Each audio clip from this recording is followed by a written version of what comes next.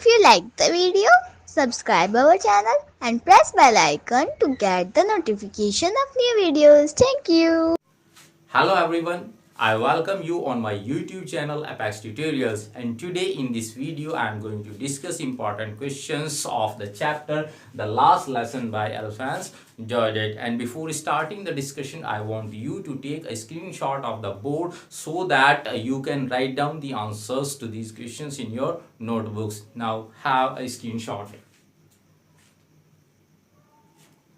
Yes, now I start the questions, and our question number one is there: why did France not want to go to school that day? France उस दिन school क्यों नहीं जाना चाहता था?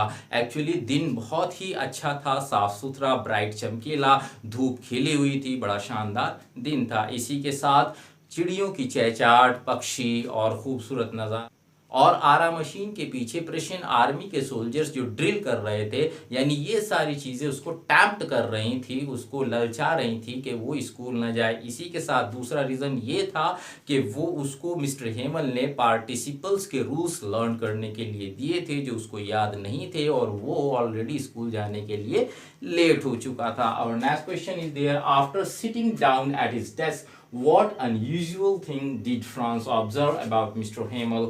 अपनी seat पे बैठने के बाद फ्रांस ने मिस्टर हेमल के बारे में क्या असाधारण महसूस किया जो यूजुअली नहीं होता था?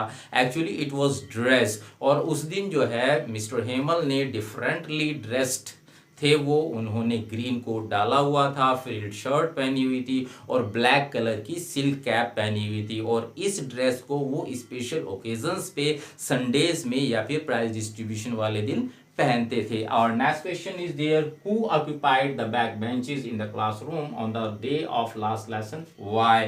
यानी क्लासरूम की जो लास्ट वाली आखिर की बेंचेस थी, जो यूजुअली जनरली वेकेंट रहती थी, खाली रहती थी, एम्प्टी रहती थी, उन पे कौन लोग बैठे हुए थे और क्यों?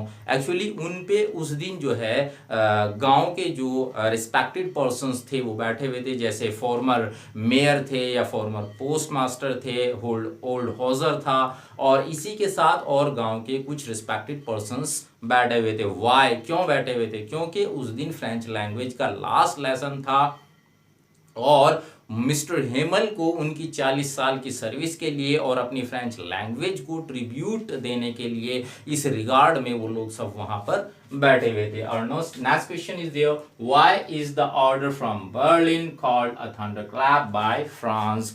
यानी ऑर्डर जो बर्लिन से आया था, what was the order? Order was there that from the next day French language won't be taught in the schools of Alsace and Lorraine, in the place of it German will be taught and new German teacher will join from the next day।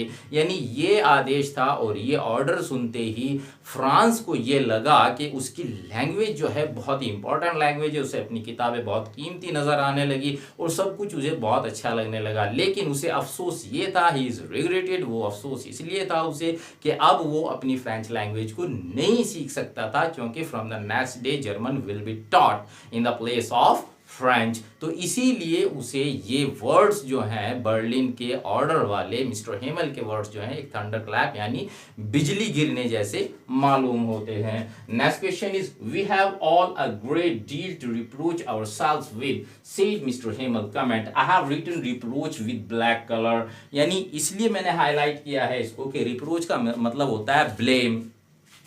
We have all a great deal to blame ourselves with। यानी mister Hemal कहते हैं कि French language यहाँ के लोग France के नहीं सीख पाए, अपनी मदर टंग को, अपनी नेटिव लैंग्वेज को, इसके लिए हम सब लोग जिम्मेदार हैं।